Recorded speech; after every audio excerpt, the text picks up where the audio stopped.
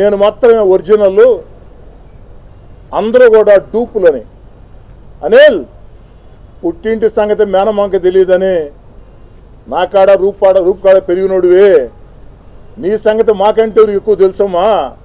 నువ్వు తొడలు కొట్టడం, మీసాలు తిప్పటం తప్ప నీ కాడ మాటలు ఫుల్లు, మ్యాటర్ నిల్లు తప్ప ఏమన్నా ఉందా?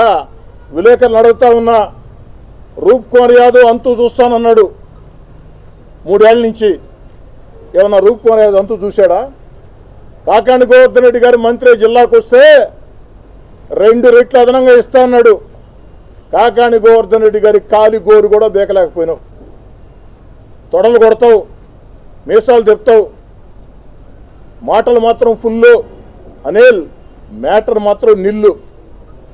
నువ్వేంది నాయనా ఒకరిని డూప్ అనేది? ఆంధ్రప్రదేశ్ డూపుల సంఘానికి నువ్వు అధ్యక్షుడి. ఆంధ్రప్రదేశ్ డూపుల సంఘం ఎన్నికలు పెడితే అత్యంత భారీ మెజార్టీతో గెలవబోయేది అనిల్ కుమార్ యాదవ్. నసరాపేటలో ఎంపీ గెలవడు, చిత్తుగా ఓడిపోతాడు.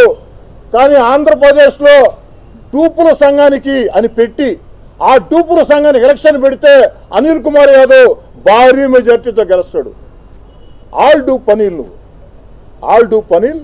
నువ్వు అందరినీ పట్టుకొని డూప్ అంటున్నావా? నువ్వు పెద్ద డూపు, నీ మాటకు డూపు, నీ నడక ఒక డూపు. నువ్వేందని ఒకరిని డూప్ అనేది?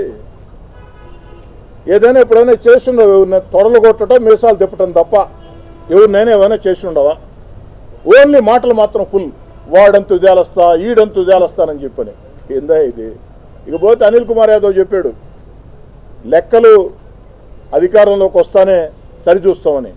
అనిల్, ఆల్రెడీ అధికారంలో ఉండవు. నువ్వు అధికారంలో ఉండవా? ఇప్పుడు 2 ఏళ్ల నుంచి రూప్ మీద దూరం అయ్యాడు. రూప్ అంతేం చూసావు?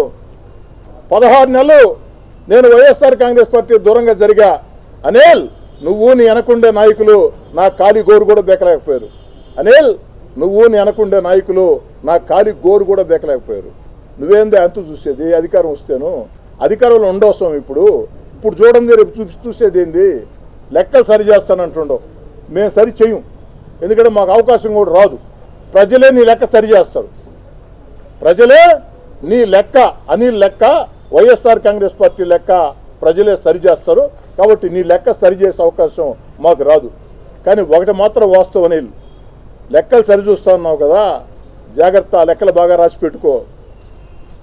వచ్చే తెలుగుదేశం పార్టీ జనసేన ప్రభుత్వంలో నువ్వు 6 నెలలు అడిగావు. 6 నెలలు వెళ్ళా. 6 రోజుల్లోనే క్వాడ్జీ మీద సిఐడి ఎంక్వైరీ వస్తుంది. అనిల్, ఇసుక, క్వాడ్జీ, సిలికా మీద సిఐడి ఎంక్వైరీ వస్తుంది. సమాధానాలకి రాసి పెట్టుకో. అనిల్, పాత రోజుల్లో చిన్నప్పుడు సినిమాల్లో చూసేవాళ్ళమే, ముఖ్యంగా హిందీ సినిమాల్లో బాగా చూసేవాళ్ళమే. బందిపోట్లు ఉండేవాళ్ళు.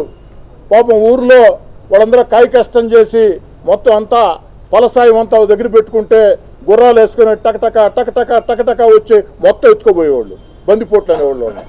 ఇప్పుడు ఆ బందిపోట్లు లేరు, కానీ నువ్వు నయా బందిపోటువి.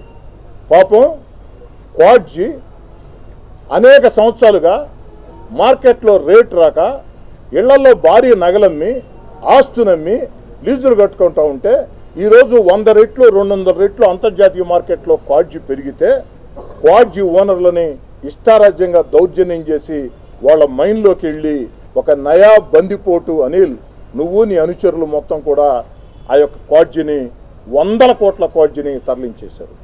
పాపం ఇసుక చిన్నోళ్ళు, ట్రాక్టర్లోళ్ళు, టైబళ్ళోళ్ళు, చిన్నోళ్ళు ఇసుక తీసుకుంటుంటే వాళ్ళందరూ నోళ్లు కొట్టి, ప్రభుత్వం నోళ్లు కొట్టి జగన్మోహన్ రెడ్డి గారితో భాగస్వామ్యం పెట్టుకొని జగన్మోహన్ రెడ్డి గారి బినామీగా నువ్వు, జగన్ రెడ్డి గారి తమ్ముడు వైఎస్ అనిల్ రెడ్డి ఇద్దరు కలిసి ఇసుకంతా కొల్లగొట్టారు. ఇసుక కొల్లగొట్టారు, క్వాడ్జీ కొల్లగొట్టారు, సిలికా కొల్లగొట్టారు. నెల్లూరులో ఎన్ని రకాల పొలాల మీద ఏ విధంగా బెదిరించి రిజిస్ట్రేషన్ చేసుకున్నారో అందరికీ తెలుసు. వీటన్నిటి మీద సిఐడి ఎంక్వైరీ వస్తుందని. కాబట్టి లెక్క జాగ్రత్తగా రాసి పెట్టుకో. మా లెక్కలు నువ్వు సరి చేసే అవకాశం నీకు రాదు, ఎందుకంటే ప్రభుత్వం మీద ఎటు రాదు. నీ లెక్క సరి మేం చేద్దామంటే మాకంటే ముందు జనం చేసేటట్టున్నారు, దాంట్లో అనుమానంలే. మళ్ళీ చెప్తున్నా, రాసి పెట్టుకో. నెల్లూరులో వేమిరెడ్డి ప్రభాకర్ రెడ్డి గారు ఎంత భారీ మెజార్టీతో గెలవబోతున్నారో నువ్వు అంత భారీ మెజార్టీతో నర్సరావుపేటలో ఓడిపోబోతున్నావు. దీంట్లో ఎలాంటి అనుమానం లేదు.